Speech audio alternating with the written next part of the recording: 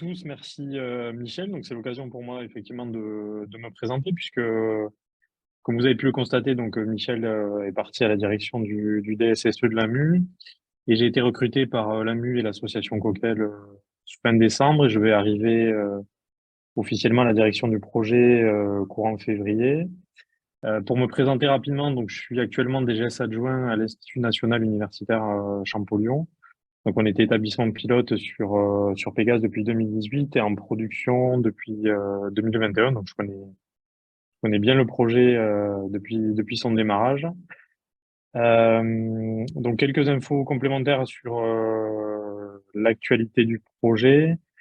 Donc, il y a eu un PI planning fin décembre donc, qui permet de valider les développements qui vont être faits dans les 3 mois à venir pour la version 20 qui va être livrée fin mars, début avril. Donc, ce qui a été acté, c'est de mettre en place un dispositif particulier pour consolider le module ENS et la partie inscription et paiement pour cette version-là, pour permettre de faire un maximum de tests sur le printemps et on va travailler avec les établissements pour organiser ces tests et avoir une version qui soit opérationnelle pour les inscriptions dès le printemps et permettre d'attaquer plus sereinement la période des inscriptions. Voilà. Avant de passer à la roadmap, je profite pour saluer juste Michel et le travail qui a été accompli à la direction du projet depuis 5 ans et je lui souhaite tous mes vœux pour ces nouvelles fonctions. Donc sur la roadmap, donc on va détailler un petit peu sujet par sujet. Alors une présentation du fonctionnement de Pégase puisque les déploiements se font, et donc c'est l'organisation de la méthode agile. Donc il y a des nouvelles versions tous les 3 mois. Donc là, on vient de livrer la version 19 en janvier. Donc au mois de mars-avril, il va y avoir la version 20. Fin mars, on va valider les développements pour la version 21, etc. Donc ça va nous mener jusqu'à la version 23 début janvier 2024. Et donc là, on travaille à la consolidation des inscriptions et du paiement. Donc sur la diapo suivante, donc on voit un peu. Alors là, c'est domaine par domaine. Donc là, on est sur la construction de l'offre de formation et la partie référentielle. Donc il y a sur les 3 mois à venir, il y a du travail un peu sur le référentiel et notamment sur tout ce qui est la partie autorisation et pour mettre en place des autorisations à la donnée qui soient plus détaillées. Donc une partie de travaux qui vont être faits et qui vont se concrétiser sur la version 21. Et après, des travaux qui vont reprendre à partir de la version 21 sur la construction de l'offre de formation autour des syllabus, de l'enrichissement de l'enquête CISE et du suivi des maquettes. Tu peux passer à la diapo suivante. Donc sur la partie admission, inscription et paiement, donc là il y a une grosse diapo sur la version 20 puisque c'est le gros du travail et il y a la majorité des développeurs du projet qui travaillent sur cet aspect-là, en plus de l'équipe de Strasbourg qui est normalement consacrée à la partie ENS et qui vise à reprendre, alors je vais pas tout redétailler, mais c'est stabiliser et terminer tous les sujets qui concernent les inscriptions, les dysfonctionnements ou les bugs qui ont pu être reconnus aussi sur la période d'inscription qui est passée, et pour avoir vraiment une stabilisation sur le module ES qui permette de traiter des grandes quantités d'inscriptions et d'avoir un fonctionnement satisfaisant. Il y a tout un tas aussi de travaux qui sont poursuivis sur la partie paiement, voilà, pour faciliter le travail et le suivi des quittances, le paramétrage et être plus opérationnel là-dessus. Je peux continuer sur la diapo suivante. Donc sur la partie admission, inscription et paiement, donc une vue sur les sujets qui sont prévus sur les PI 21, 22 et 23. Sachant que les roadmaps, vous avez le lien, mais disponible sur le site de PC School. Il y a une roadmap détaillée par grand domaine avec toutes les fonctionnalités, les périodes prévues de développement et le degré de confiance par rapport à ça. Après, sachant que ça peut être amené à être revu en fonction des avancées des travaux des équipes et des échanges avec les établissements. Voilà. Sur la partie affectation, dossier apprenant, donc il y a des travaux qui sont faits là actuellement sur les capitalisations. Le dossier apprenant, en fait, c'est le dossier qui permet de consulter la situation d'un apprenant. Donc, il y a des enrichissements qui sont faits avec l'ajout des données autour du choix du cursus, puis ensuite des données sur les résultats. Et après, sur les affectations, il y a tout le travail autour du choix du cursus en ligne qui va se poursuivre, la renonciation, etc.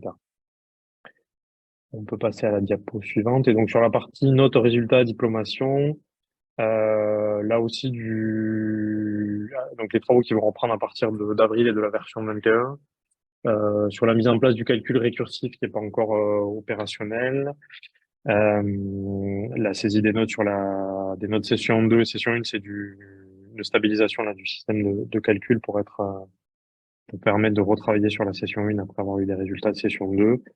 Et après, de poursuivre des travaux autour de la diplomation et de l'enquête 6 résultats pour automatiser un certain nombre de fonctionnalités et enrichir l'enquête 6.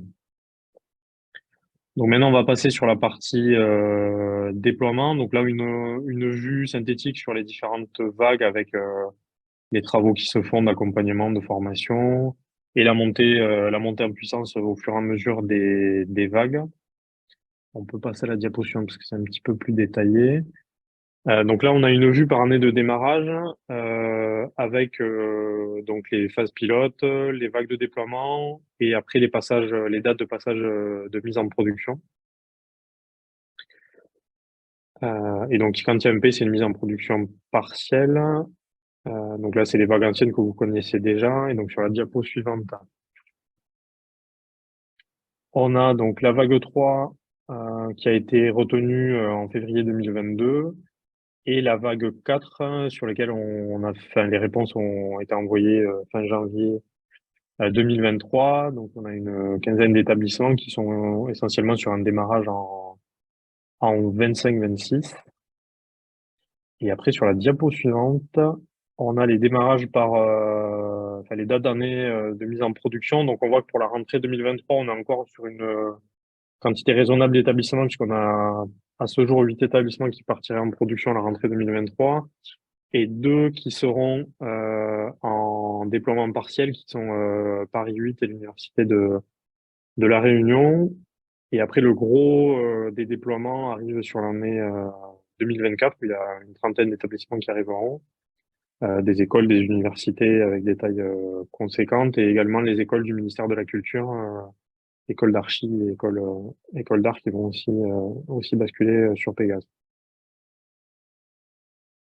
Et donc après la rentrée 2025, donc 15 établissements qui sont essentiellement ceux qui viennent d'être identifiés sur la vague 4. Et Paris 1 sur une mise en production à la rentrée 2026. Ensuite sur la partie donc formation qui est le gros de l'accompagnement. Donc on a une montée en puissance de la formation cette année puisqu'il y a eu quelques formations d'organiser l'année dernière. C'est vraiment monté en puissance cette année, donc entre mai 2022 et mai 2023. Donc là on est en plein dedans. Donc, il y a 43 établissements à former. Il y a 355 personnes à former en distanciel, puisque c'est un dispositif hybride avec une partie des formations qui sont faites en distanciel et une autre partie des formations qui sont faites en présentiel. Donc, il y a 184 personnes à former en présentiel. Et donc, les modules en présentiel, c'est 2 fois 2 jours par établissement, avec 4 personnes par établissement. Et les modules à distance, c'est 45 heures par établissement. Et là, on a un peu plus de souplesse sur le nombre de personnes par établissement à qui on peut proposer ces formations-là. Donc les formations sont faites pour l'instant à l'AMU, donc sur le site de Paris et de Montpellier. Et après au niveau des formateurs, donc il y a à la fois des personnes de l'équipe projet, donc des product owners ou des consultants fonctionnels, et une dizaine de formateurs externes donc, qui sont issus des établissements qui sont en cours de déploiement ou en production. Donc c'est un dispositif qui va se continuer sur 23-24. Donc il y a les 14 nouveaux établissements à former. Il y a aussi un cycle de formation spécifique pour les écoles du ministère de la Culture qui a été défini. Il y a aussi une réflexion, puisqu'avec les décalages de mise en production, il y a des établissements qui ont été formés cette année, mais qui auront besoin d'un accompagnement complémentaire. Donc, on va travailler à voir ce qu'on peut proposer à ces établissements-là pour les maintenir à niveau sur l'utilisation de Pégase. Et après, il y a la problématique effectivement pour nous de trouver des salles complémentaires. Donc, avis aux établissements qui seraient à même de proposer des salles de formation. nous sommes preneurs et on va aussi la nécessité d'augmenter le nombre de formateurs issus des établissements pour avoir un visier suffisant et pour arriver à garder aussi l'équipe projet mobilisée sur le travail autour des déploiements et des développements et garder la capacité à produire. Pour terminer, donc une partie sur les actualités par rapport au mode service et à l'hébergement. Donc à ce jour, le data center de Strasbourg héberge à peu près 250 instances de Pégase. Le data center pardon, de Clermont qui est en cours de préparation et il devrait effectivement accueillir les instances pour les nouveaux établissements pour être déployés en mars-avril. On a la co-admin qui a été mise en place et qui est opérationnelle et qui a pu travailler au moment des inscriptions à l'assistance de premier niveau. Voilà, et ça permet d'améliorer aussi le travail autour de l'hébergement. Voilà sur les principales informations et l'actualité de Pégase pour les prochains mois. Merci à tous. Merci Romain. Donc du coup, on va basculer sur le projet suivant, qui est le domaine finance. Alain, je te passe la parole. Oui, bonjour à tous. Donc Alain Philippona, moi j'assure la direction du projet CIFAC. Donc l'actualité de cette année, elle repose essentiellement sur les travaux de transformation de l'offre CIFAC vers le nouveau socle SAP S4HANA et sur la construction de cette offre en mode service. Donc ce qui a pour conséquence en fait sur la solution actuelle ECC et les maths, le fait qu'on est rentré en fait depuis cet été dans une activité de maintenance corrective et réglementaire, parce qu'en fait on a un sujet de double maintenance.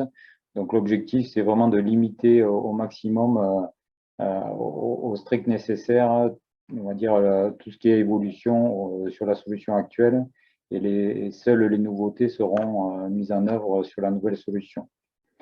Une des activités concernant la solution actuelle va être tout autour de l'accompagnement au déploiement de nouvelles fonctions qui ont été construites l'an dernier, des fonctions autour de la certification d'acquisition du droit et sur les intégrations avec PFIP. Et ces actions d'accompagnement se dérouleront essentiellement ce premier semestre, et notamment aussi à travers l'événement du Club U qui est programmé cet été, du 12 au 14 juin prochain. Donc, comme je vous le disais, le gros de l'actualité porte sur le projet de construction de la nouvelle offre CIFAC S4HANA en mode service, avec deux volets.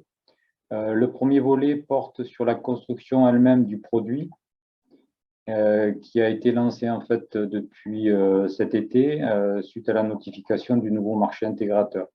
Donc c'est un marché qui a été notifié avec le groupement Sopra Group, Accenture et un sous-traitant Oxia. Donc les travaux portent sur trois aspects. Un axe conversion, donc là c'est un sujet de migration, hein, où on convertit la solution CIFAC ECC vers le nouveau socle technologique S4HANA. Donc c'est en cours et on va assurer la réception de ce nouveau produit là au printemps. Ainsi que la construction du kit de déploiement, c'est-à-dire toute la partie feuille de route et le kit de reprise de données, qui est également en cours de construction avec une réception un petit peu en décalé cet été. Donc cette première version CIFAC S4HANA, elle contiendra également un nouveau palier de valeur qui va intégrer la dématérialisation des factures fournisseurs, hein, complètement intégrée au sein du produit CIFAC. On n'aura plus besoin d'un produit annexe comme des maths, ainsi que la rénovation du processus dématérialisé de la dépense. Donc ça, c'est également lancé.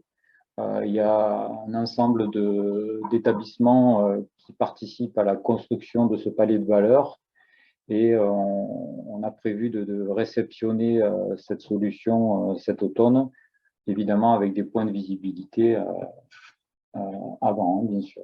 Donc cette première version CIFAC S4HANA, elle contiendra bien sûr l'intégration FINOE, dont je parlerai un petit peu après, qui est un projet réglementaire.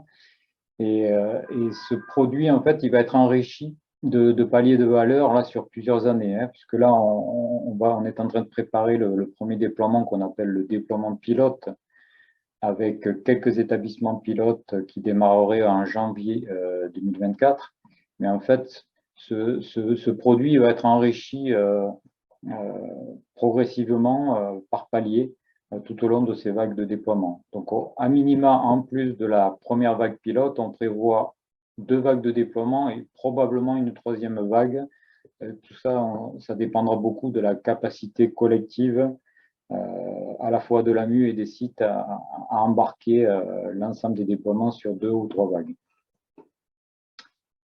Donc, le deuxième volet qui est important, en plus de la construction du produit S4, il y a également la partie de construction du mode service, puisque aujourd'hui, la solution SAP, à la différence d'un produit comme Pégase, n'a pas initialement été construit pour être déployé en mode service. Donc, on a quand même un certain nombre d'actions à mener tout autour du produit pour le rendre bien interopérable.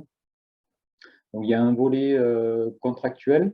Donc, on travaille avec des partenariats au niveau des data centers. Donc, une convention a été signée avec le data center de Strasbourg. Hein. Vous l'avez vu aussi sur Pégase. Il est aussi présent sur Pégase. Et également, une convention est en cours avec le data center de l'Université de Bourgogne. En parallèle, on travaille le volet convention d'usage et de service avec les différents établissements qui basculeront sur la nouvelle solution. En cours également, la définition du nouveau processus de support AMU qui va se dérouler du coup en mode service. Donc, on est en train de travailler au process pour qu'on partage bien le qui fait quoi demain quand on sera dans cette activité de support en mode service. Un des enjeux du mode service, c'est d'industrialiser le déploiement des environnements de production hein, pour pouvoir être en capacité demain, en cas d'incident important, de pouvoir redéployer des environnements soit sur une autre zone du data center, soit sur un autre data center. Donc, il y a un sujet d'industrialisation du déploiement des environnements qui est en cours, ainsi que la mise en œuvre des principaux éléments du socle d'interopérabilité, avec les différentes thématiques qui sont abordées autour de l'interopérabilité, le sujet de la gestion des accès et des identités, les notions de sécurisation des flux d'échange, l'observabilité, dans l'objectif d'obtenir une homologation du service pour un démarrage en janvier 2024. Un des éléments majeurs sur lesquels nous avons besoin également de vous, c'est tout le volet constitution de l'équipe de coexploitation. Donc, on a publié récemment l'ensemble des postes qu'on souhaite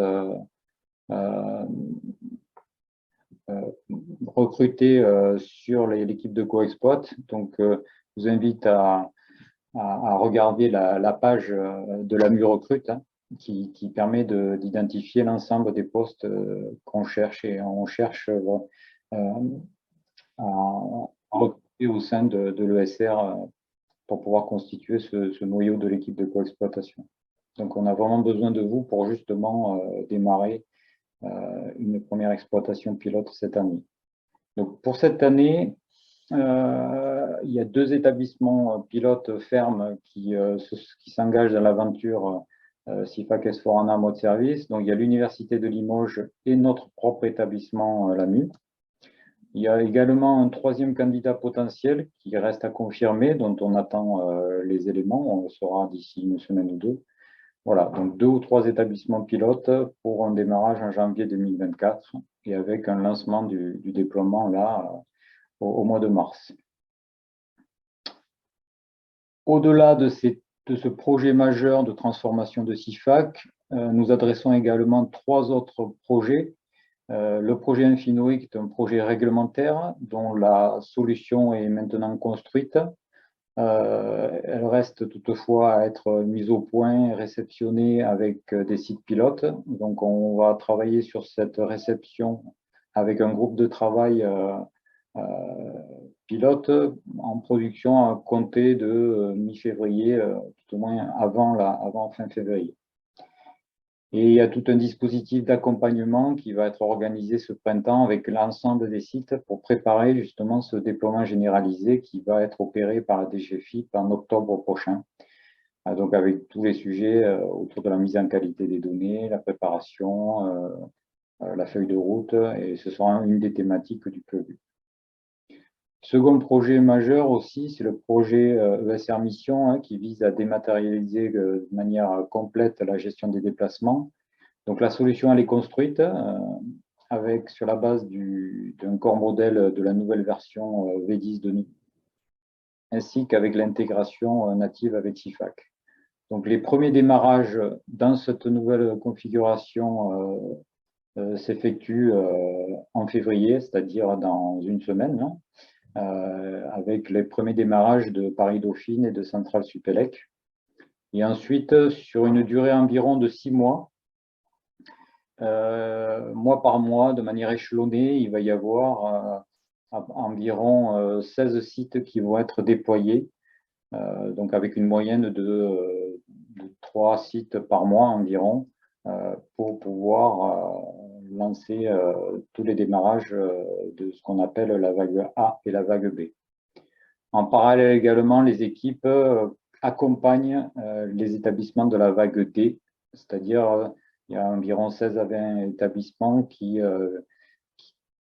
sont accompagnés en parallèle pour qu'ils puissent ensuite démarrer après les sites de la vague B, donc en fin d'année. Enfin, pour terminer, ce qu'on appelle le projet EPST+, qui prévoit le démarrage de 2 nouveaux EPST, en plus de l'IRD, qui est déjà équipé de SIFAC, donc l'INRA et l'INSERM, qui nécessite ce projet de construire de nouvelles fonctions au sein de SIFAC qui sont indispensables pour ces 2 établissements, avec un déploiement qui va se dérouler sur 18 mois, à compter de juin prochain, et avec des travaux préparatoires qu'on mène avec eux là en ce moment. Et ces établissements-là vont nous aider aussi dans les travaux de construction de la version en main SIFAC S/4HANA. Merci pour votre écoute.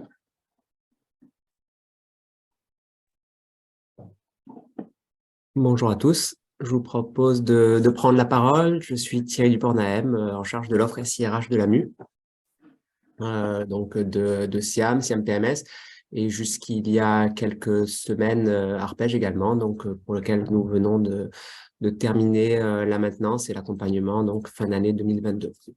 Alors nous avons, comme je l'ai dit, terminé, stoppé la maintenance d'Arpège, puisqu'aujourd'hui, finalement, l'ensemble de la communauté SIRH que nous accompagnons a pu basculer sur SIAM. Aujourd'hui, sur SIAM, nous avons une communauté de 59 établissements utilisateurs, ce qui correspond aujourd'hui, sur tout ce périmètre, à plus de 120 000 agents gérés dans les SIAM des différents établissements utilisateurs. Donc, sur cette communauté, l'immense majorité aujourd'hui est déjà en production, puisqu'on a terminé le déploiement industriel de la solution SIAM jusqu'à il y a à peu près 1 an. Et aujourd'hui, nous rentrons dans une phase de déploiement un petit peu plus personnalisée, dans le sens où on a des établissements donc, qui souhaitent mettre en œuvre SIAM, des établissements qui n'étaient pas forcément utilisateurs d'Arpège. Donc là, dans quelques semaines, nous allons déployer notamment l'IRD, qui est un EPST. Donc comme Alain vient de le dire, l'IRD qui est utilisateur de SIFAC également, et qui a un projet non seulement de changement SIRH, mais de bascule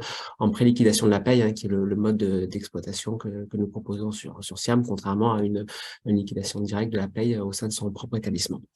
Donc aujourd'hui, sur 2023, 3 établissements qui vont mettre en production dans les semaines qui viennent, et puis une vague 2024 qui commence déjà à se remplir. On a déjà une université qui est positionnée dans 2024, et puis on voit bien que dans la communauté de l'ESR, finalement, auprès de nos adhérents, il y a beaucoup d'établissements qui sont intéressés par SIAM. On a une communauté aujourd'hui d'utilisateurs de plus en plus large, de DRH qui ont été utilisateurs de SIAM importantes, et au fil des changements de poste, c'est vrai que de nouveaux établissements nous contactent, des établissements donc, qui utilisent des SIRH, que ce soit Cocktail, Virtualia ou Segap, et qui s'intéressent à une bascule sur SIAM. Donc aujourd'hui, nous accompagnons ces établissements et une bascule sur SIAM, et à partir de l'année 2024, nous proposons encore donc des mises en production de la solution. Donc, si on regarde aujourd'hui une photo de cette communauté, effectivement, on voit que la communauté a fortement grandi ces dernières années. Et puis, ce qu'on voit bien sur cette cartographie, c'est à la fois un accroissement du nombre d'établissements utilisateurs, et puis on voit un accroissement de l'utilisation des fonctionnalités de SIAM, puisque SIAM, quand on dit bascule de SIAM, c'est mise en production de la gestion administrative de SIAM, qui est la première étape, le premier volet du déploiement et de la mise en production. Et puis ensuite, on a une deuxième étape qui suit, qui est la mise en œuvre du module de pré-liquidation. Et donc aujourd'hui, on voit tous les petits P que vous voyez à côté de certains établissements. Alors c'est tout petit, mais ce sont les établissements qui ont déjà mis en œuvre le module de préliquidation en production. Donc aujourd'hui, on a près de la moitié de notre communauté qui est déjà en production sur ce module. Et effectivement, c'est un de nos chantiers majeurs de déploiement, d'étendre la couverture fonctionnelle utilisée de SIAM par ce module-là et puis par d'autres modules. On va le voir dans les planches qui suivent sur les travaux en cours et notre actualité. Donc, concernant notre trajectoire aujourd'hui autour de SIAM. Donc, si on regarde de façon un petit peu globale, vraiment vue de haut, sur les années à venir, on a 5 axes sur lesquels nous travaillons aujourd'hui après ce déploiement de SIAM. Alors, tout d'abord, c'est la poursuite de l'intégration de la solution dans son écosystème et puis l'activation de nouvelles fonctionnalités, puisque, comme j'ai dit, SIAM, c'est évidemment la gestion administrative, la préliquidation, mais également les modules GPEC. Et donc aujourd'hui, on continue à livrer des évolutions fonctionnelles, des extensions de périmètre sur ces différents modules pour permettre une utilisation la plus large possible de SIAM dans les années à venir en fonction des besoins, des demandes qui sont faites par l'établissement et qui sont notamment portées en copie. Ensuite, comme je l'ai indiqué tout à l'heure, la poursuite du déploiement, puisqu'aujourd'hui, on a terminé de remplacer Arpège dans l'ensemble des établissements par SIAM, mais on a toujours des demandes. Donc, on travaille de façon individualisée avec chaque établissement qui le souhaite sur des plannings qui leur conviennent et par rapport à une méthodologie de mise en œuvre des différents modules qui correspond à leurs attentes. Donc, ça reste une activité chez nous. Ensuite, donc le déploiement d'une offre de service autour de SIAM. Donc, on voit qu'à la MU de plus en plus, on parle du fait de proposer nos solutions en mode service, mais là, c'est sur SIAM, on propose également d'autres choses. C'est une offre de service, métier, fonctionnel, qui permettent de faciliter l'utilisation de SIAM au sein des établissements. Et donc, on a un premier volet qui est aujourd'hui utilisé par à peu près la moitié des établissements utilisateurs du module de préliquidation. C'est l'offre de service contrôle de paye qui permet de faire réaliser finalement à la MU un ensemble d'opérations technico-fonctionnelles de préparation du contrôle de paye pour se concentrer au niveau de l'établissement finalement sur la fiabilisation des données, gestion administrative, puis paye et sur tout le cycle de la donnée agent. Ensuite, des travaux de transformation et de migration, notamment technologique de notre offre. Vous le savez, SIAM, c'est une solution qui est basée sur HR Access FPE pour fonction publique d'État, donc une ligne de produits qu'on partage notamment avec le CIRH, autre grand acteur public qui propose un CIRH basé sur HR Access en interministériel. Et donc, on travaille avec eux sur la feuille de route éditeur et puis sur le fait au travers des évolutions portées par l'éditeur Sopra HR, finalement apporter de nouvelles fonctionnalités dans SIAM. Et donc, ça passe par l'installation de nouvelles versions majeures de la solution. Et vous le savez, aujourd'hui, nous sommes engagés sur une trajectoire de migration en suite 9 d'HR Access, la dernière version proposée par l'éditeur. Et enfin, la digitalisation de SIAM et la transformation de SIAM en mode service. Donc, comme ça a été indiqué sur CIFAC, avec un léger décalage dans le temps pour nous permettre de mener à bien cette transformation sur l'ensemble de notre offre. Et bien, un peu comme ça a été présenté sur CIFAC, le fait de proposer SIAM dans les années à venir en mode service et donc d'exploiter SIAM de façon centralisée et pour vous directement, comme nous allons le proposer là sur CIFAC.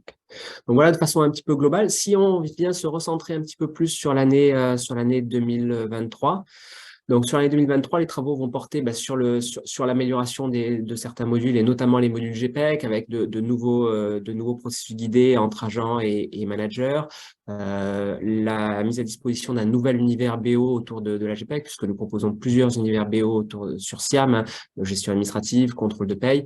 Donc là, on sait qu'il y a une forte attente autour de ces outils et donc on va proposer un troisième univers BO sur SIAM focalisé sur cette partie GPEC. Toujours donc accompagner les établissements à l'utilisation du module de préliquidation, mise en œuvre du module, accompagnement sur la meilleure utilisation possible du module et l'amélioration logicielle au niveau du module, et puis l'accompagnement à l'exploitation et notamment à travers de l'offre de service que je viens de présenter. Toujours en lien avec le module pré-liquidation, mais la finalisation des travaux autour du module prime et notamment l'intégration de deux primes, RIPEC et RIFSEP, hein, qui permettent justement l'identification des agents éligibles à ces primes, le calcul de ces primes et puis le déversement de ces primes directement dans le module de pré-liquidation pour les prendre en compte dans la paye des agents. Ensuite, une action qui est une action de résorption de notre stock de correctifs autour de SIAM. Hein. On a beaucoup déployé SIAM, donc au fur et à mesure des déploiements, on a identifié dans différents contextes des points d'amélioration, des petites anomalies. Et donc là, aujourd'hui, finalement, on voit que le fait de stopper un petit peu ces déploiements massifs, on a aujourd'hui ce stock sur lequel on travaille et qu'on est en train de tuer. Et donc, on voit qu'on a certains modules sur lesquels on a totalement résorbé le stock. Et donc, on poursuit ce travail sur l'année 2023. Et puis enfin, un processus qui est vraiment important, et d'autant plus maintenant qu'il y a beaucoup d'établissements qui utilisent le module de pré-liquidation de la paye, c'est le fait d'être très réactif sur les mises à jour de référentiels, et notamment celles qui ont un impact en paye. Et donc un processus revue pour être capable de vous livrer très rapidement, après l'apparition de décrets, finalement des mises à jour de référentiels qui vont vous permettre de retravailler ces éléments sur vos agents, et puis de pouvoir transmettre des éléments en paye qui soient à jour le plus tôt possible après parution des décrets. Voilà, et donc après, toujours sur cette année, la préparation des prochains paliers de migration en 8.9, hein, puisque vous le savez, on a déjà passé un palier technique, on va dire, qui était une sorte de prérequis, prérequis sur les couches basses, un palier en 2022 qui était la mise à jour d'un moteur de règles, donc tous les contrôles au niveau de la saisie qui est faite dans SIAM pour sécuriser la saisie et la qualité des données, et puis un outil de maintien en qualité des données. Et puis là, on va travailler sur les modules fonctionnels et donc l'utilisation du standard éditeur dans les différents modules de SIAM, notamment la gestion collective, la gestion des actes, la gestion des licences. Voilà, donc continuer à travailler avec notre communauté au travers des réunions responsables SIAM au sein des établissements déployés sur la priorisation des travaux, hein, puisqu'aujourd'hui, après ces déploiements, beaucoup d'attentes sur l'amélioration de fonctionnalités ou la livraison de nouvelles fonctionnalités. Donc, nous sommes obligés d'identifier des équilibres, hein, entre ce que nous avons les moyens de faire et puis ce qui est attendu dans l'établissement. Donc, on travaille avec vous sur ces lotissements. Et puis enfin, avant de pouvoir proposer SIAM complètement en mode service, toujours travailler avec vous sur la simplification des procédures d'installation, puisque aujourd'hui, les collègues en DSI remontent une lourdeur d'installation de certains patchs de SIAM. Ce sont des installations qui sont impactantes en termes de temps d'arrêt, et puis en termes de travaux parfois de travail sur les données. Donc, on essaie d'automatiser toujours plus les choses pour que, tant que SIAM est exploité au sein de vos établissements, les installations et les mises à jour soient facilitées. Donc, un grand plan d'action qui a été lancé en 2022 et qui se termine cette année sur ce sujet. Donc, voilà pour les principaux travaux autour de SIAM. Juste pour faire un focus sur SIAM PMS. Donc, SIAM PMS, hein, pour l'outil de pilotage à la masse salariale que nous proposons adossé à SIAM. Nous avons eu une transformation importante sur 2022 sur le mode d'exploitation de SIAM PMS. Donc, SIAM PMS est déjà proposé en mode service, hein, depuis le lancement du projet. Et ce mode service, nous l'avions au départ construit à l'AMU avec notre partenaire d'infogérance. Et donc, nous proposions en mode service, mais on a basculé en 2022 l'ensemble des plateformes, donc que ce soit nos plateformes de développement ou les plateformes de production de l'établissement de PMS, directement chez l'éditeur, avec le même niveau de sécurité que ce qui était proposé dans l'offre de service que nous avions construite et qui nous permet d'optimiser à la fois un certain nombre d'activités, de coûts, mais également de proposer un certain nombre d'améliorations, notamment au niveau des performances de la solution. On est sur des machines qui sont nettement mieux dimensionnées ou pour permettre les calculs lourds nécessaires dans SIAM PMS. Et donc, un travail qui est facilité, et des requêtes qui répondent beaucoup plus vite aujourd'hui sur PMS. Et puis, un travail sur la simplification, à la fois sur tout ce qui est connexion, et puis sur l'utilisation de l'outil avec une surcouche proposée par l'éditeur qui est le dashboard et qu'on a livré donc à l'ensemble de la communauté fin d'année dernière, qui permet d'utiliser plus simplement la solution pour les 18 établissements utilisateurs. Donc aujourd'hui, à peu près un petit tiers des établissements qui sont sur SIAM utilisent SIAM PMS. Nous, sur cette année, on va essayer de progressivement accompagner cette communauté à une utilisation plus large du dashboard qui simplifiera l'utilisation du produit, et puis ensuite continuer à déployer ce produit au sein de notre communauté SIRH. Voilà ce que je pouvais dire sur SIAM et SIAM PMS ici. Merci. Merci Thierry. Donc, maintenant, Nicolas, je suppose. Oui, bonjour à tous. Nicolas Kolanski, en charge du domaine pilotage et intégration au sein du département de construction de solutions et des services associés. Donc, pour rappeler ce qu'est Synapse, puisque une partie de la communauté semble méconnaître la solution, donc de manière synthétique et en 3 points, Synapse est la solution de Master Data Management, c'est-à-dire que, premièrement, c'est une solution qui permet aux établissements de mettre en qualité leurs données partagées, donc partagées entre les silos métiers et applicatifs.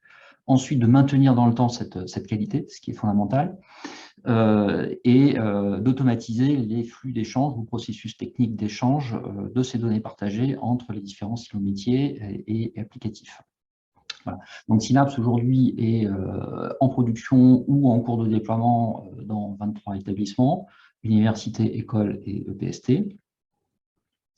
Donc Fanny, tu veux bien avancer. Donc, concernant la vision plan produit, on va se focaliser sur la construction de la version 2. Alors, néanmoins, on assure la maintenance de la version 1 à travers ces différentes releases, notamment la dernière release qui est la 21.4, jusqu'à la fin d'année 2023. À partir de fin d'année 2023, cette version sera complètement supplantée par une V2. Donc, prochainement, 1.4.0.2 va être mis en diffusion généralisée des établissements, donc le 8 février. Et ensuite, on continuera via des patchs à assurer la maintenance corrective, mais il y aura très peu d'évolutifs sur cette version 1 d'ici la fin de l'année 2023.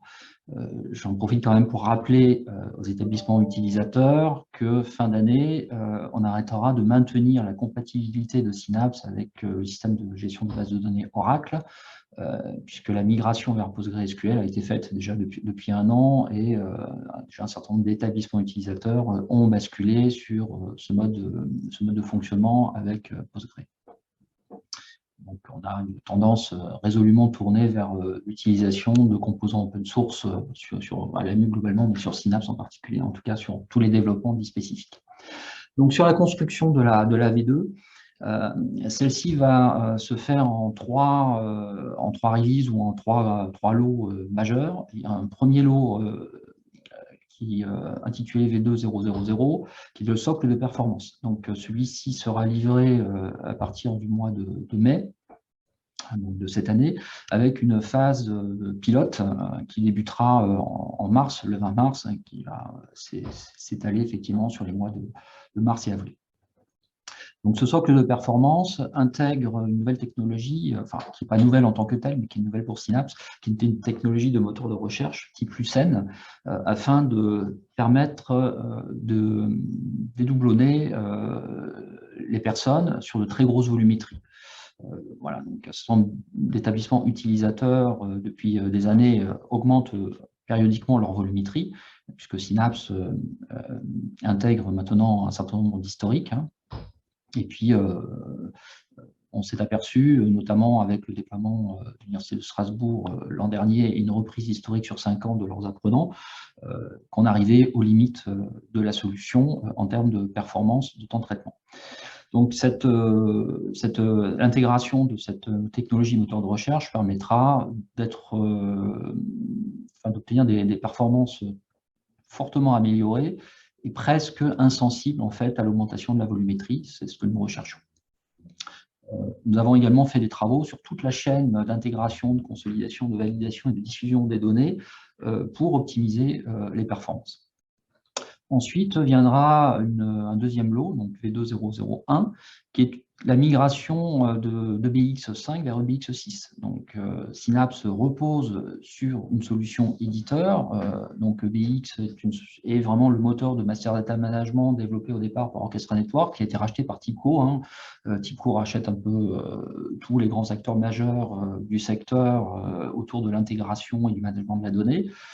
TIBCO a également racheté Information Builders pour la partie USB Highway, utilisée également par Synapse. Une question avait été posée, j'ai répondu.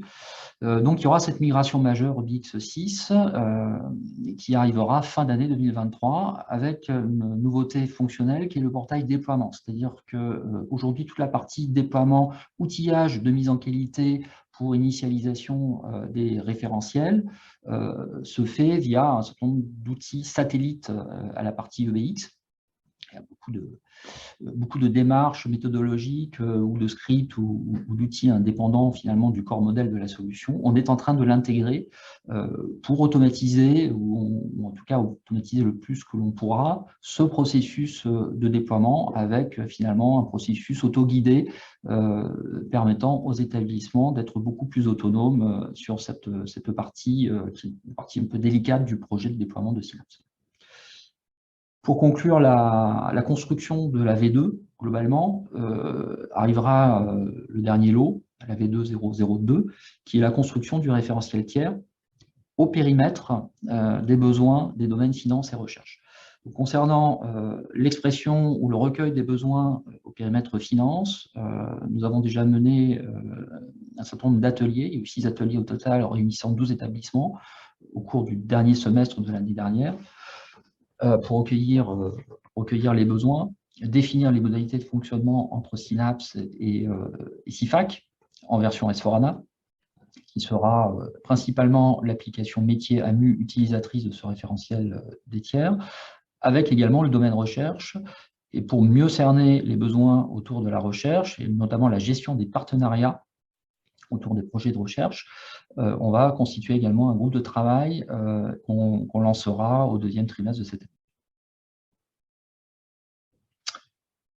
Alors, petit schéma que je vais bien détailler, là, c'est comment intégrer aujourd'hui Synapse dans son système d'information, donc Synapse en version 1.4.0.2, hein, qui sera bientôt la dernière version disponible. Donc, je rappelle que Synapse peut être intégré en fait, dans un système d'information indépendamment des briques métiers de l'AMU, ce qui a déjà été fait par 2 établissements, l'IRCA d'abord, puis l'INRAE après. Donc, Synapse offre plusieurs possibilités d'interopérabilité.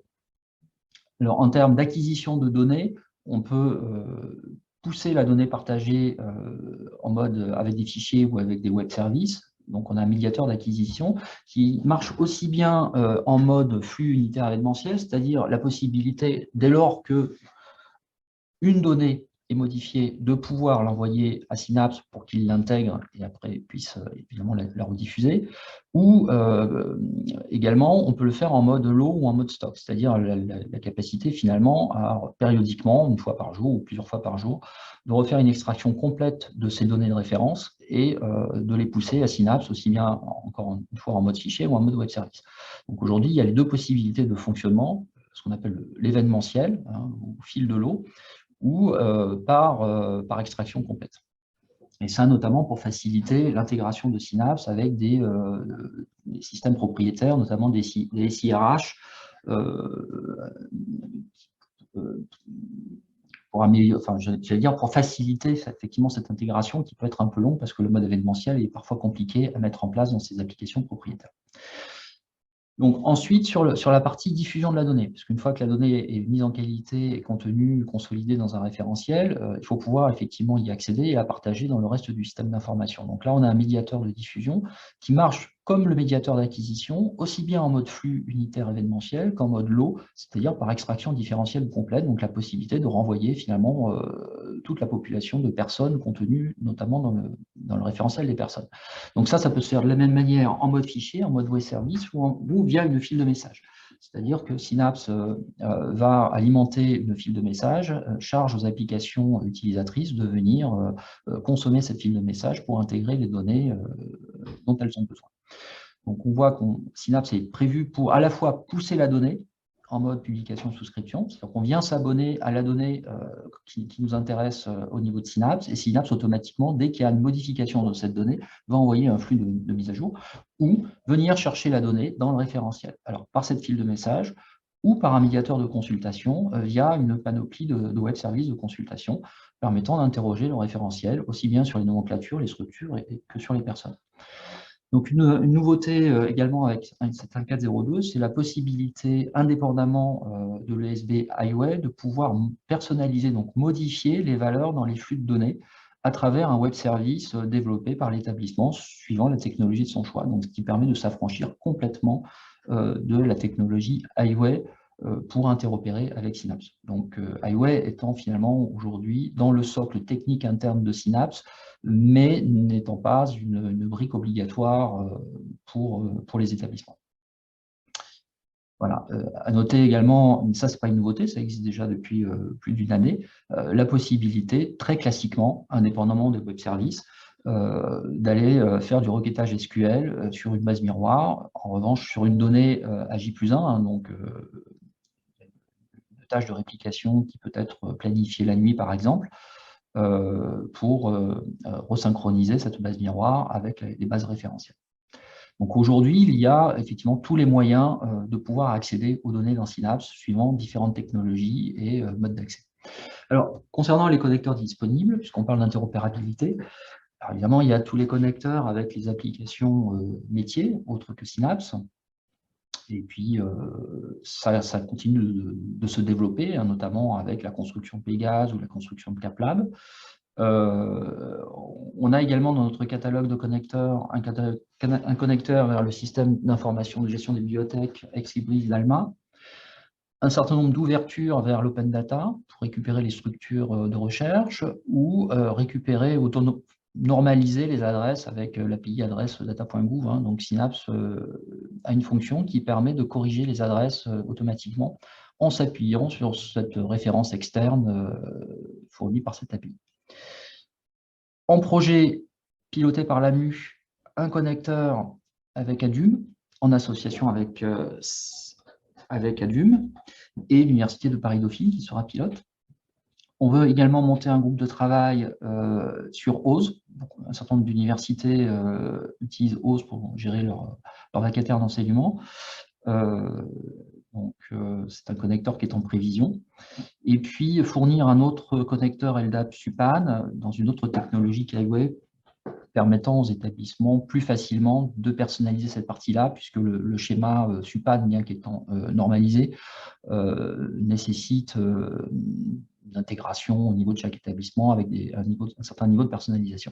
Je souhaite également mettre en avant les travaux réalisés par l'Université Polytechnique des Hauts-de-France, qui a redéveloppé un connecteur Talend, LDAP SUPAN, et qui a également, en travaillant avec l'éditeur DM Cultura, sur son offre de SIGB Sebina, mis en place une connexion avec Synapse.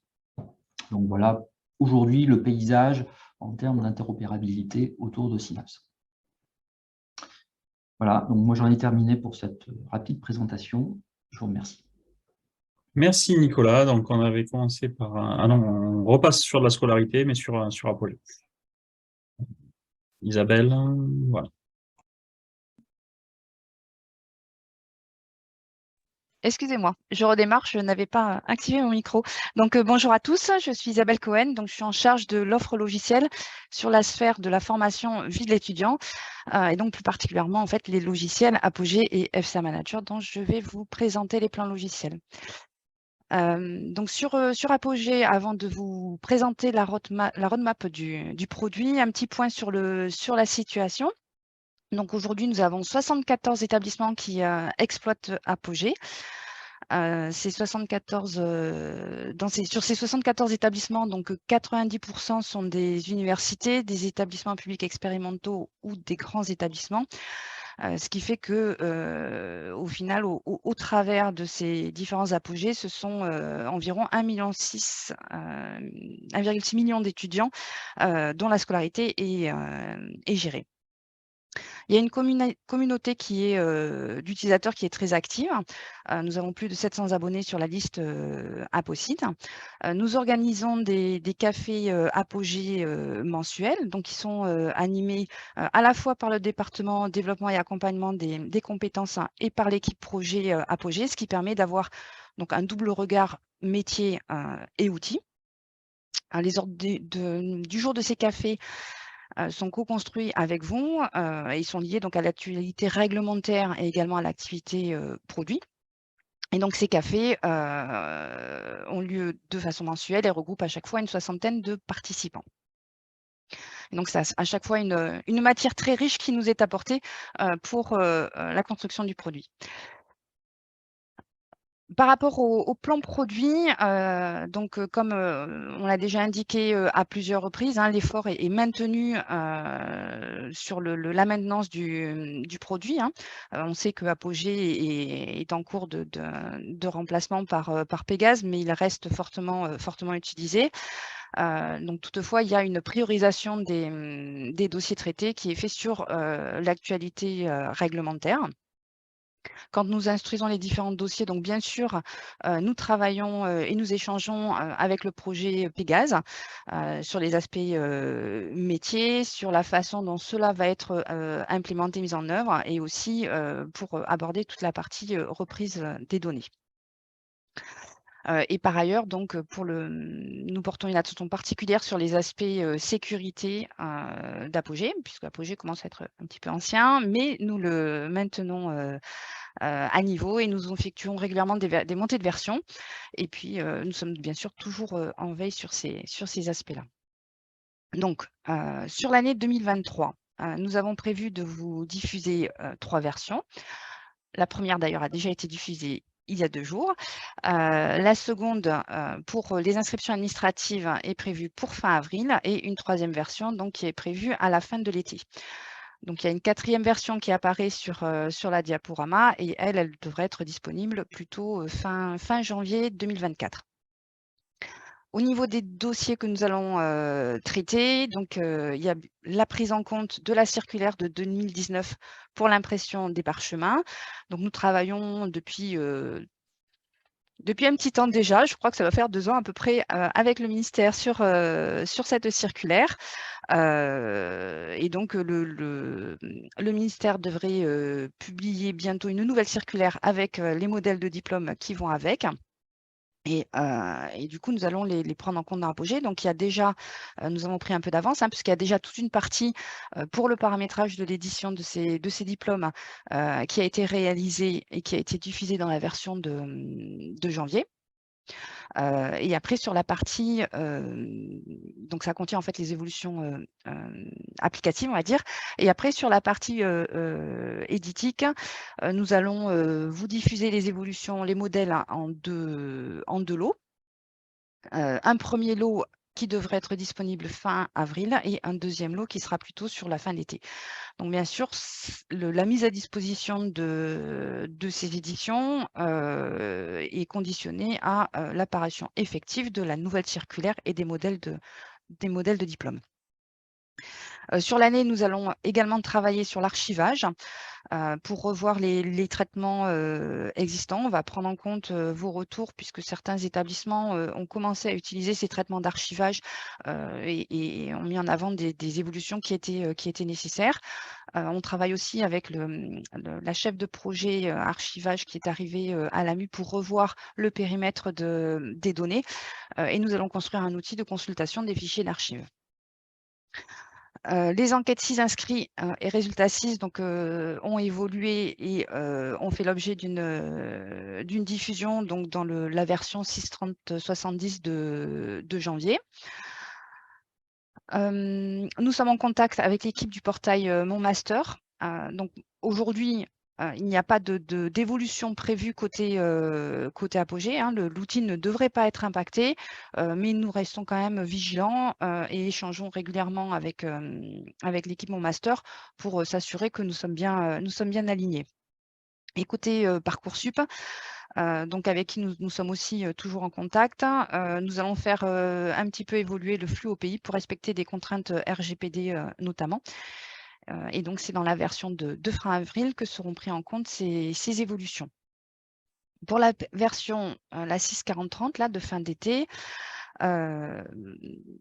donc elle contiendra essentiellement donc, le deuxième lot d'édition des diplômes et de l'archivage et également de la sécurisation au niveau des web services et des librairies Java. Enfin, pour la dernière version donc, qui sera diffusée en janvier 2024, nous allons travailler sur l'outil de consultation des données archivées et le relevé de notes et de compétences. Donc voilà pour l'activité sur Apogée.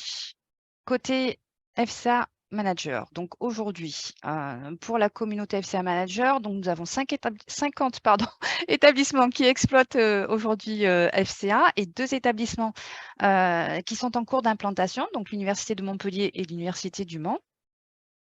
Donc là aussi, nous avons une communauté qui est très active, avec plus de 280 abonnés à la liste FCA MSID. Nous organisons des rencontres à distance avec les établissements sur des fonctionnalités de FCA. Donc, ce sont les fameux séminaires trucs et astuces FCA Manager, les TAF. Et donc, ces séminaires rencontrent un joli succès également, puisqu'il y en a eu 6 donc, qui ont eu lieu sur 2022 et ils ont regroupé plus de 350 personnes. Pour la roadmap de 2023, donc nous avons prévu 4 versions, 2 patchs réglementaires. Un premier qui a été déjà diffusé d'ailleurs en janvier et qui concernait les enquêtes, et un second qui est prévu au mois de septembre et qui concernera des premiers travaux sur l'archivage. 2 versions majeures donc, qui sont signalées avec les petits points d'exclamation sont prévues en juin et en novembre. Et donc, bien sûr, tout au long de ces versions, en fait, nous prenons en compte, nous effectuons une revue des IHM. Nous complétons en fonction des évolutions, nous améliorons et nous complétons les tableaux de bord qui sont déjà disponibles. Et nous mettons en place un mailing avec les différents processus métiers qui sont impactés par ces versions. Et nous maintenons à niveau les connecteurs. Sur les 2 versions majeures, donc qui sont précisées sur la diaporama suivante. Donc un petit zoom, la version de juin, donc nous allons essentiellement travailler sur les processus de VAE et de VAPP, sur le processus de gestion de l'apprentissage et également dépôt des types de documents pour les prospects. Nous avons prévu également d'échanger. Oui, bonjour. Oui, Excusez-moi, je vous entends. il y a un micro qui est ouvert. Merci. Je ne sais plus où j'en étais. Oui, donc nous avons prévu d'échanger avec le nouveau GIP en charge de la VAE, pour l'enquête VAE, pour savoir ce qui doit être réalisé. Et après, donc, nous avons commencé l'étude pour l'accrochage avec les OPCO. Pour l'instant, nous avons nous butons sur un petit point RGPD, puisque le NIR est utilisé en fait dans l'API, mais nous attendons en fait l'apparition d'un texte réglementaire pour pouvoir le mettre en œuvre. Sur la version de novembre 2023, donc après la migration PHP que nous avons effectuée en 2022, nous nous attaquons à la migration de la base de données avec un passage vers MariaDB. Et à côté, nous allons travailler plutôt donc, du coup, sur des sujets d'intégration pour minimiser les interactions, avec l'intégration de la signature électronique. Nous allons travailler sur les flux avec FCA, avec Pégase et Synapse, sur les personnes ressources, et également sur un connecteur pour les GED. Voilà le gros des travaux que nous allons effectuer sur FCA Manager.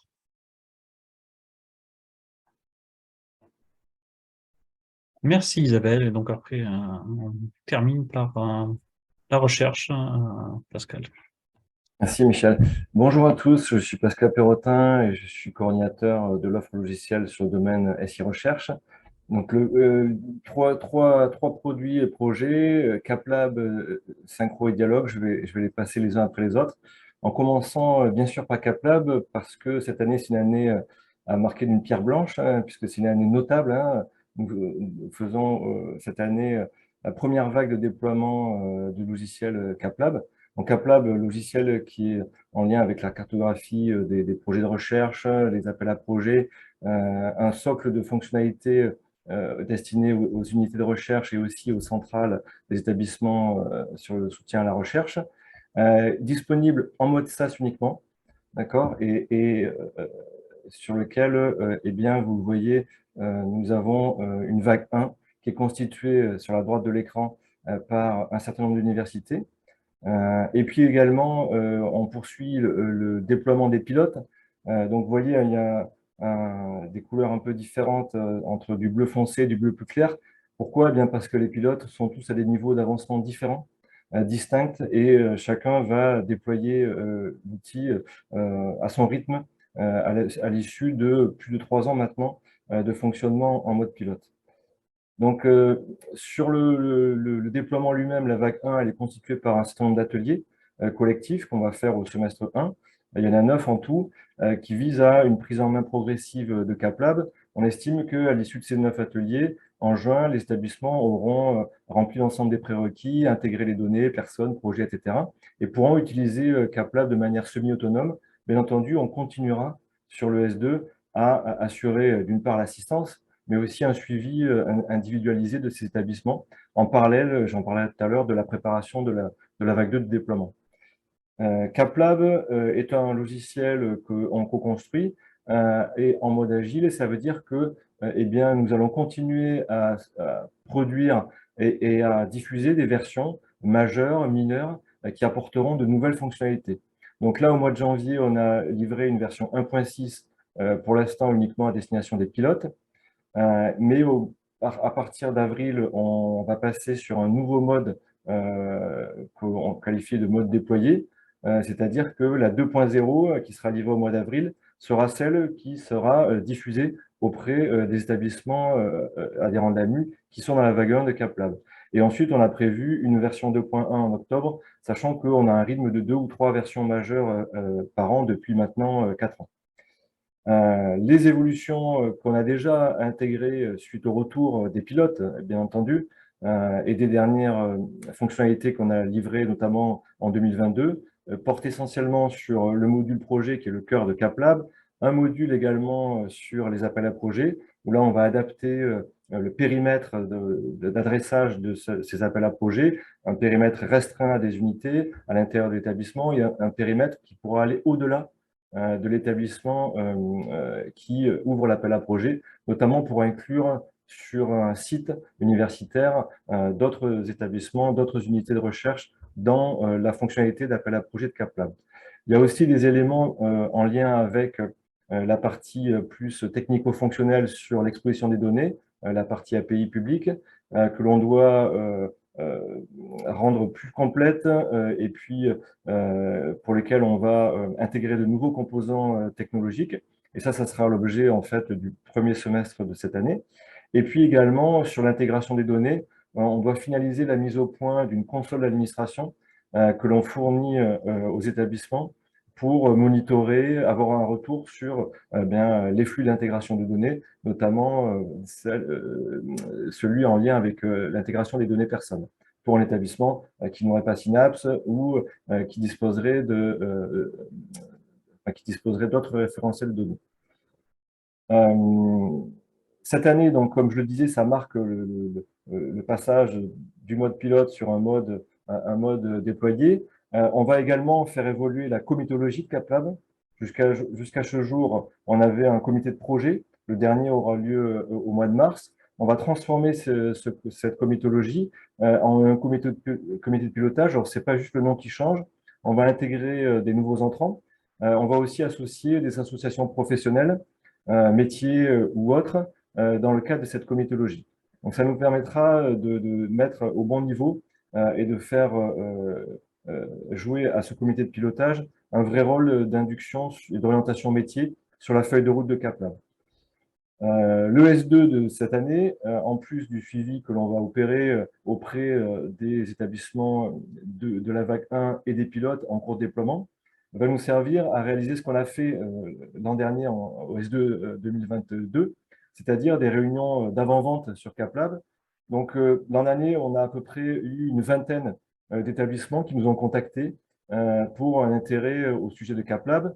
Alors, certains ont manifesté cet intérêt et se sont inscrits à la vague 1. D'autres ont eu un intérêt plus diffus et on reviendra vers eux ou ils reviendront vers nous. Mais d'autres également ont marqué leur intérêt, mais par contre n'étaient pas forcément prêts pour déployer CapLab dès le début de l'année 2023. Et aussi, certains se sont déjà positionnés sur la vague 2024, donc la deuxième vague. Un focus, par exemple, sur les EPST. Donc, vous le savez, on est sur CapLab en partenariat avec le CNRS. mais on avait aussi l'INSERM comme pilote. Alors, il n'est pas dans la vague 1 parce que eh bien, l'INSERM veut prendre le temps en fait, de mesurer l'intégration de CapLab et la manière dont il veut utiliser cet outil dans le cadre de sa feuille de route, sa propre feuille de route. C'est le cas aussi pour l'INRAE et l'IRD qui ont tous les trois, INSERM, INRAE et IRD, manifesté leur intérêt pour CapLab, mais plutôt avec une perspective de mise en place en 2024, d'accord, pas en 2023. Je signale aussi que, comme on l'a dit tout à l'heure, donc on est sur une problématique de mode service avec un hébergement qui est à l'UNISTRA. On a cité plusieurs fois le data center de notre université partenaire et la convention qui nous lie avec Strasbourg. La co-construction, je le rappelle, ce sont des développeurs qui sont hébergés à la DOSI de l'Université de Clermont-Auvergne. Nous cherchons encore, dans le courant de l'année, eh bien, des compétences, des ressources pour la coexploitation de CapLab. Ça veut dire que concrètement, nous continuerons, nous, équipe AMU, avec plusieurs types de compétences, à exploiter la prod et la forge de CapLab avec nos propres moyens. Donc, Fanny, si tu veux passer à la suivante. Ici, pour ceux qui veulent voir des choses plus visuelles, de toute façon, vous aurez les slides. On a marqué la flèche des temps. Juste, je rajoute que nos liens avec les établissements, ils vont se nouer de manière plus forte progressivement. On fait un séminaire, alors en distanciel, pour des raisons logistiques, de lancement la semaine prochaine. Avec la vague 1. On clôturera le premier semestre avec un bilan avec les établissements que je souhaiterais pouvoir faire en présentiel, qui nous donnera aussi l'occasion de faire peut-être des ateliers de priorisation, des ateliers de conception, en tout cas de collecte de besoins nouveaux. Voilà, pour CapLab, j'en ai terminé. Sur Synchro, une première slide pour vous dire qu'à l'heure actuelle, on a plus de 50 établissements qui utilisent Synchro. Et vous voyez la liste qui s'affiche. Donc, la diversité est importante. Il y a également, bien sûr, les EPST, l'INSERM sur Synchro. Et là, depuis le début, l'INRIA est arrivé un peu après. L'IRD a été déployé l'année dernière. Et nous avons continué à déployer depuis 2 ans. Effectivement, il y a, j'allais dire, un renouveau, un regain d'intérêt pour Synchro qui remplit eh bien, tout à fait la cible pour laquelle il a été construit, c'est-à-dire cette feuille de temps que vous connaissez sans doute pour eh bien, décrire les temps passés sur des projets de recherche. Donc, sur la feuille de route de Synchro, eh bien, il y a un certain nombre d'actions. Donc, Synchro, c'est un logiciel qui est écrit en PHP. Donc, nous préparons des migrations sur les versions suivantes de PHP. On n'y maintiendra plus d'ailleurs PHP 5 très bientôt pour Synchro.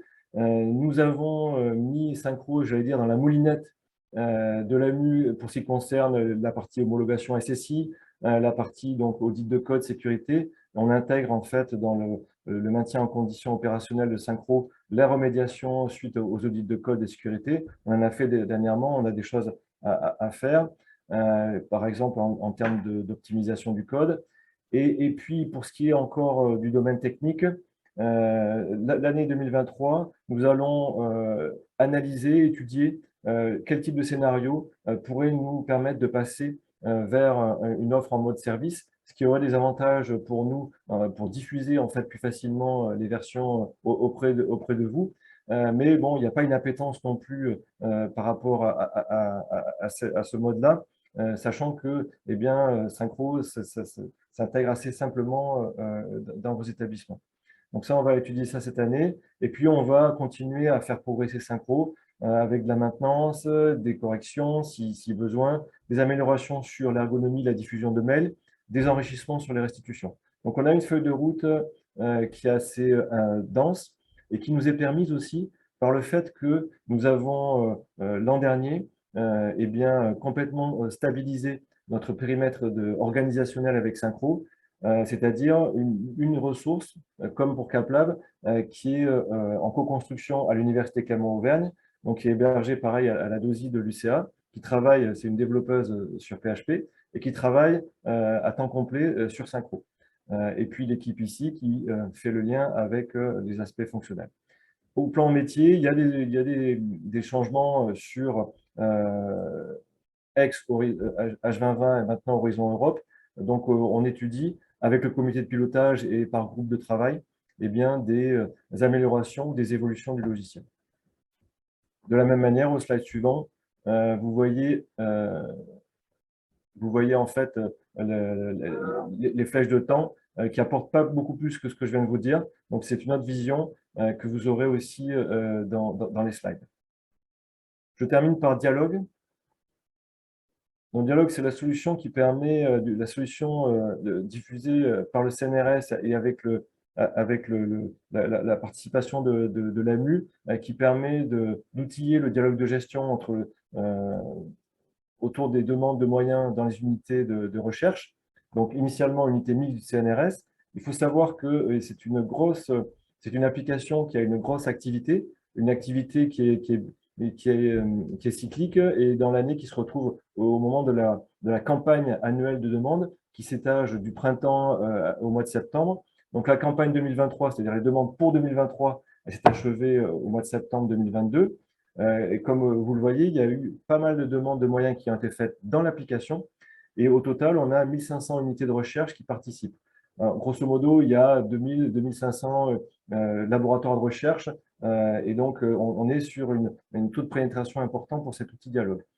Donc, le rôle de l'AMU, c'est aussi d'apporter, vis-à-vis de cet outil initialement développé par le CNRS, sa vision apportée par les adhérents de l'AMU sur des opérations d'actualisation de l'application, de décénarisation, mais aussi de diffusion par rapport à ses propres adhérents.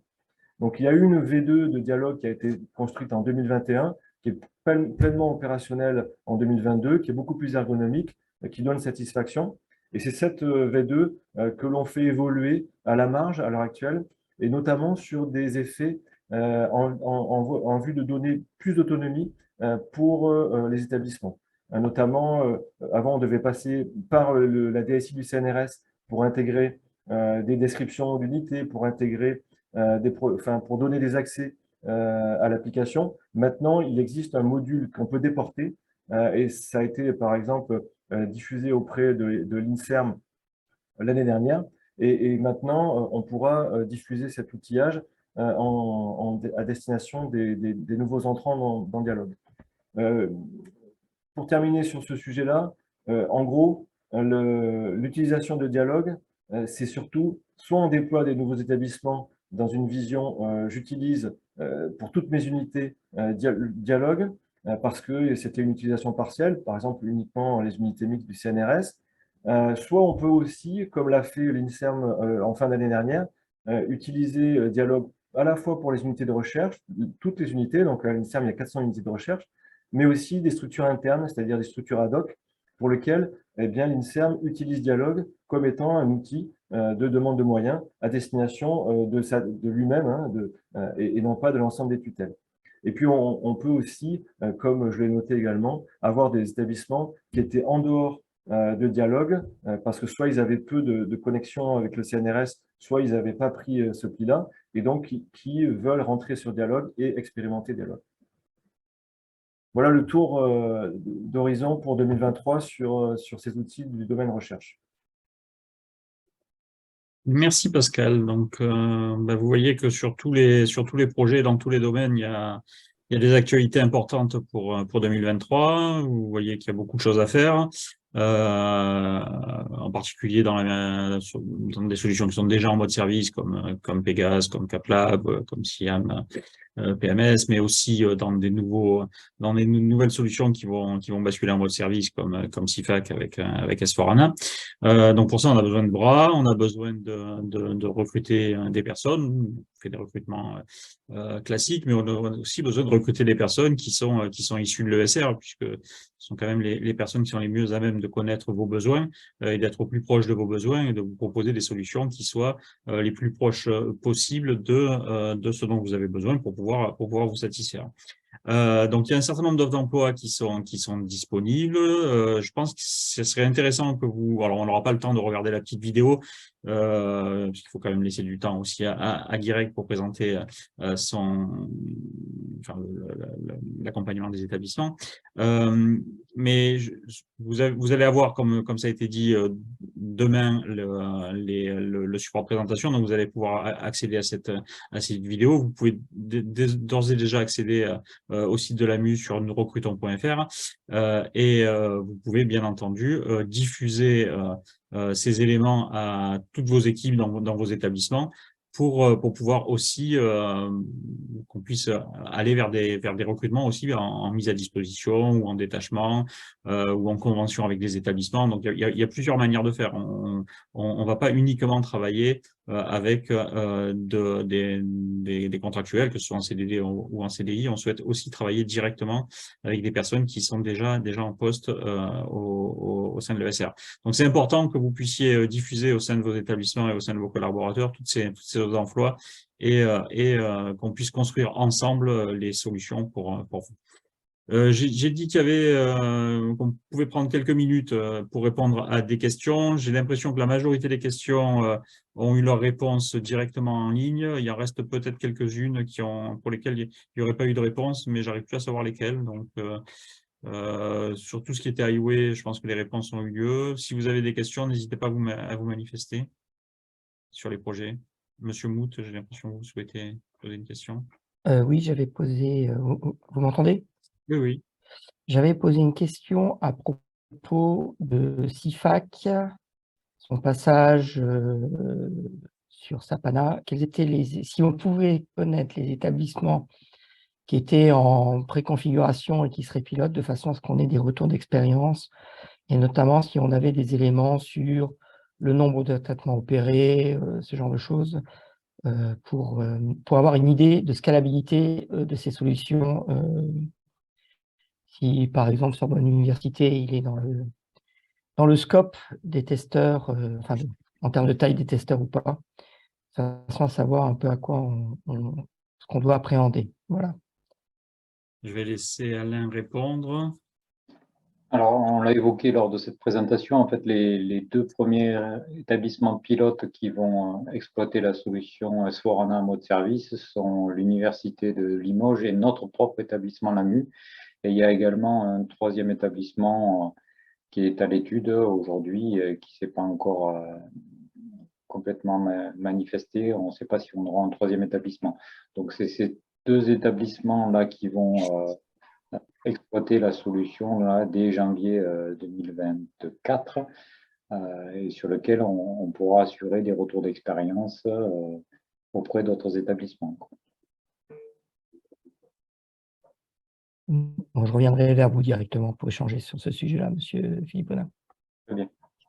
Il y a une autre question qui doit concerner aussi Alain, qui a été rappelée sur le fil de discussion, c'est les impacts sur le projet VSR Mission face aux difficultés rencontrées avec FCM. Je sais qu'on a discuté il n'y a pas très longtemps, donc si toi ou… Je peux apporter une réponse sur ce sujet? Vas-y. Oui. Alors, bonjour, Guirec Manceau, directeur du département développement et accompagnement des compétences. Je pense que la question fait référence aux problématiques entre FCM et Air France et l'impossibilité pour FCM de délivrer des billets d'avion Air France à partir du mois de mai.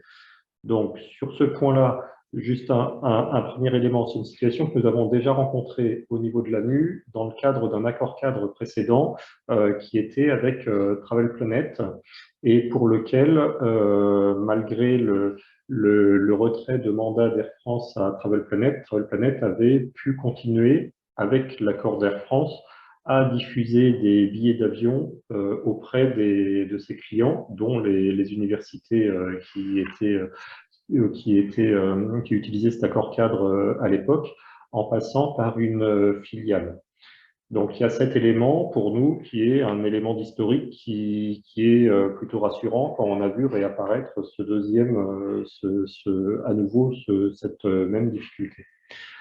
Le deuxième point, c'est que au niveau de la direction de l'AMU, il y a eu un premier échange avec la DG de FCM et la direction du CNRS début janvier.